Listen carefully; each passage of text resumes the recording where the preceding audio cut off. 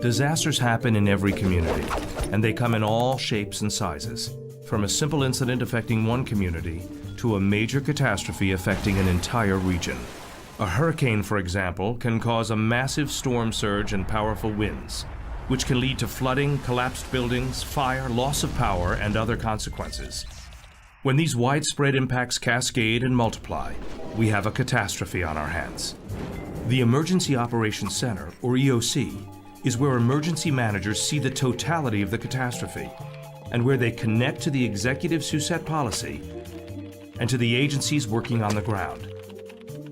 They turn strategy into action, what needs to be done into how to do it. But during a catastrophe, tasks pour into the EOC from many different directions, from the media, agencies in the field, and from elected officials, among others. In the early hours of a catastrophe, the EOC can be overwhelmed as emergency managers struggle with an ever-growing list of tasks. Some of these issues are so big and so complex that the emergency manager focuses on other, more manageable issues first. But big issues never go away. They just get bigger. In fact, a single issue, if put off for a long time, could threaten the entire response. The key is to understand that these complex issues cannot be solved easily or quickly, and they cannot be solved alone. The EOC operates using teams, and it is up to the emergency managers to convene these teams to address important issues and respond to the disaster. An example of these teams is the Emergency Support Functions, or ESFs, groups of agencies and organizations with similar missions, with existing plans and relationships that gather information from the field, provide resources to support operations, and develop solutions to issues that come into the EOC. They are organized around core competencies like transportation, communications, energy, health and medical, and so on. Emergency managers in the EOC break down tasks into manageable pieces and assign them to different ESFs for resolution. For example, the problem of flood-damaged cars blocking roadways would be assigned to the Transportation ESF. These agencies would then partner to establish a system to tow the vehicles and return them to their owners. Emergency managers in the EOC would support this new operation with information and resources to get the job done. For tasks that span more than one ESF, or for more complex problems that have no easy answer, the emergency managers must go to the next step. Gather new teams called Interagency Task Forces, or ITFs, which are convened to address specific issues.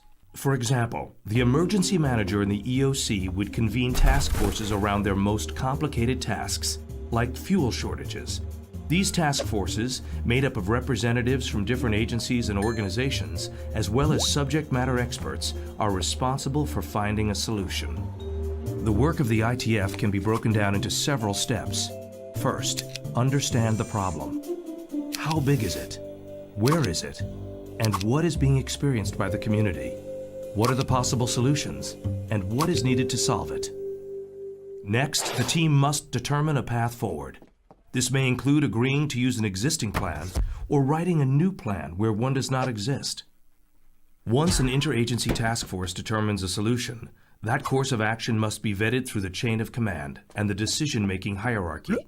Everyone with a stake in the problem needs to know the who, what, where, when, and how it will be done. It is the emergency manager's job to make sure that the right agencies and organizations are represented in the task force. This includes agencies with legal authority, agencies with assets, as well as representatives from nonprofits, academia, and the private sector. Interagency collaboration can only work if all the agencies with a stake in the problem are part of the solution. During a catastrophe, the number of problems coming through the door can quickly escalate and become overwhelming, even though it may seem impossible to tackle them all. The emergency managers are not alone. The system is designed to build teams around specific issues so the EOC can manage the consequences of the catastrophe. It is through teamwork that the emergency manager creates order out of chaos.